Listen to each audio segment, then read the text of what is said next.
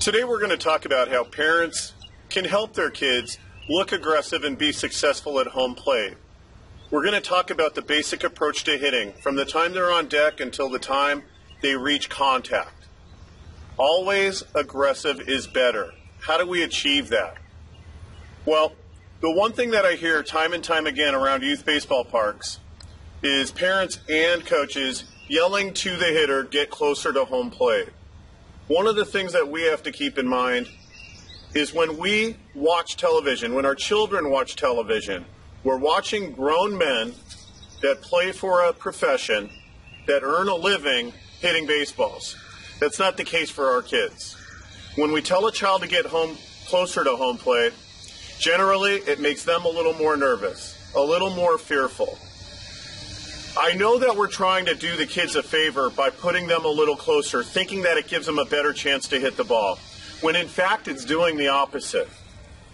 As I approach home plate, or as the child approaches home plate, we want to make sure that when they get their distance, they're getting their distance from the inside back corner of home plate. This will allow the hitter to have enough distance between himself and the strike zone to feel comfortable. What I see again is children that walk so close to home plate that they touch the outside corner. As soon as the pitcher goes into his windup, we see a little bit of negative movement. The child is doing that for two reasons.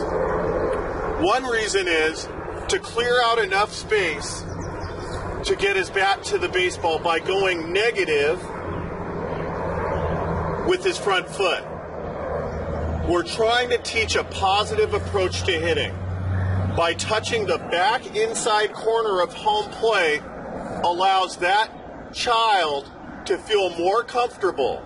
Also, it gives us an idea of, as parents, if our child really wants to hit the ball or get a walk to first base. By getting our distance from the inside corner, we then line up feet shoulder width or slightly wider to give a good balanced base. Our hands should be located slightly above our back shoulder, with our hands cleared behind our back shoulder and our chin located near our front shoulder. Our weight should be distributed slightly greater than 50-50, maybe 60-40 toward the back. That, in fact, loads the hitter so that the hitter may move forward again in an aggressive fashion toward the baseball. Now, here's where there's a lot of difference in opinion throughout the United States. I often hear that the child should step toward the pitcher. We hear that all the time. Step to the pitcher, step to the pitcher. Well, the fact is that the pitcher doesn't have the ball when the child makes contact in the hitting zone. A lot of times kids are swinging and missing with their bat exactly equal to the baseball, but not quite reaching it. Plate coverage and aggressive movement are the two most important things in making contact. When a child takes a negative step, his bat head literally, bat head being the top portion of the bat which makes contact, his bat head literally slides across home plate.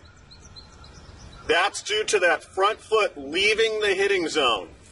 Again, negative step, my hand slides across home plate and my bat head trails across home plate.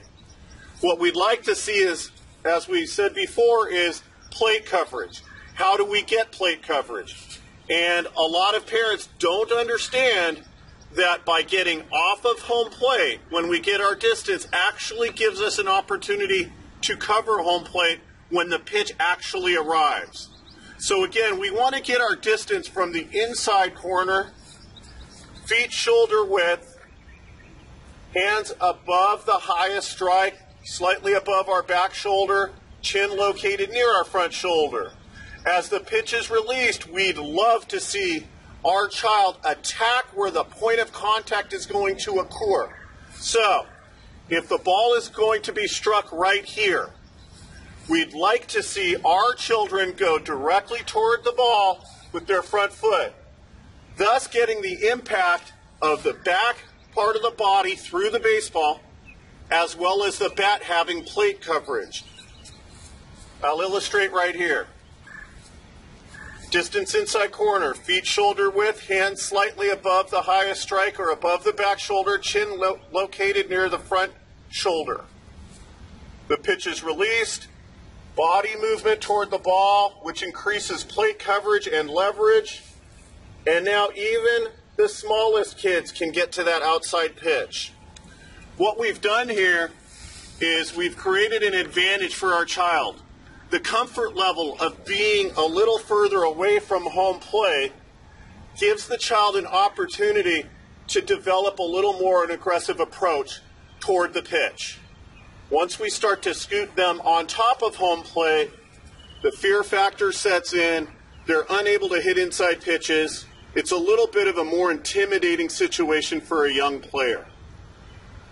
Also, no matter what the given weight is of that child, we're allowing that child to show us sort of an aggressive approach by attacking. We're going to know for sure whether we're trying to hit the ball or not. Once we get off home plate and we get the proper distance, the only way to hit the baseball is by taking your front foot to the ball. This will be of great advantage later in these baseball lives. So, I would recommend getting our distance from the inside corner, getting into that solid foundational stance, and taking that positive step in order to increase body weight through contact and plate coverage with the bat. That's all for today. Next week, we're going to talk about getting that bat at the correct path through the baseball. Thank you.